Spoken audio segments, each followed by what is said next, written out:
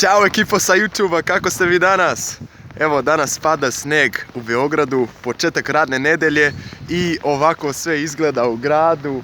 Nevjerovatno, pa ovo je prelepo, ovo je divno, ovo je za mene raj na zemlji. Ja stvarno uživam kad pada sneg, zato što, kao što znate, u Brazilu je uvek leto i nisam odrastao uz ovakvu lepu pojavu, uz ovakav lep sneg. Tako da kad god pada, ja sam presrećan.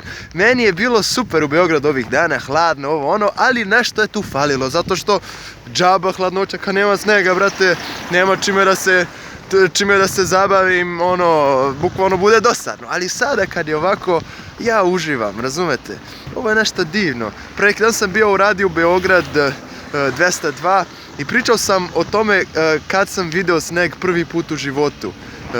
I eto, sad ću vama da ispričam isto priču ako niste slušali na radiju. Ja sam bio u New Yorku. Bio sam u stvari sam bio na Floridi i tada to je bio januar mjesec. To je znači njihova zima isto, ali pošto sam bio na Floridi, to je bilo kao da sam bio u Rio de Janeiro, pošto je tamo isto leto cele godine, užas.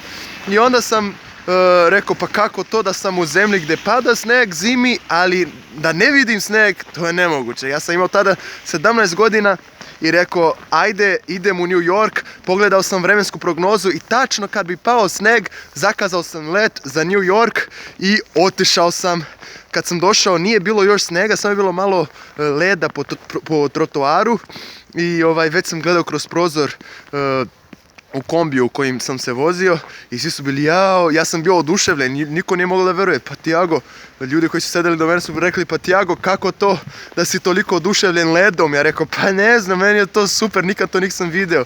I onda, preko noće padao sneg, ja sam bio u hotelu, spavao, gledam kroz prozor, budim se u 3 ujutru. Te noći nisam mogao da spavam.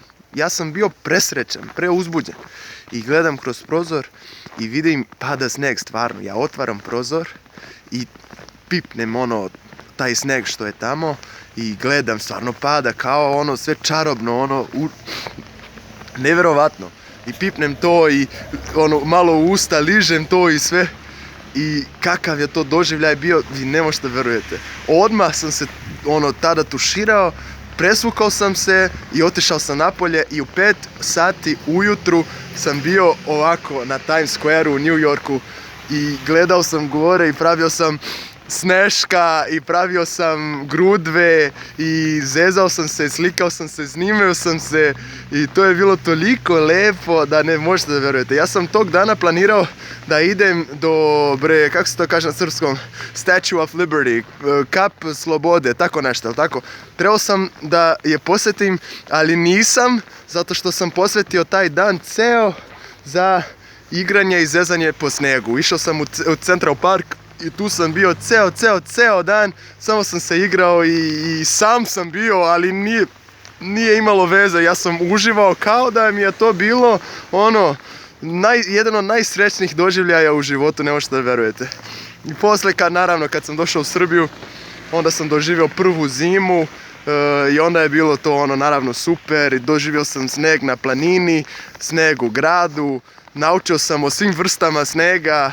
Moja sestra je došla u Beograd i vidjela sneg prvi put u životu kada je imala 21 godinu i vodio sam je na planinu i družili smo se isto tamo, snimili smo se, napravila je onaj Snow Angel i tako to.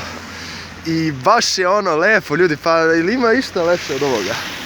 Meni nema.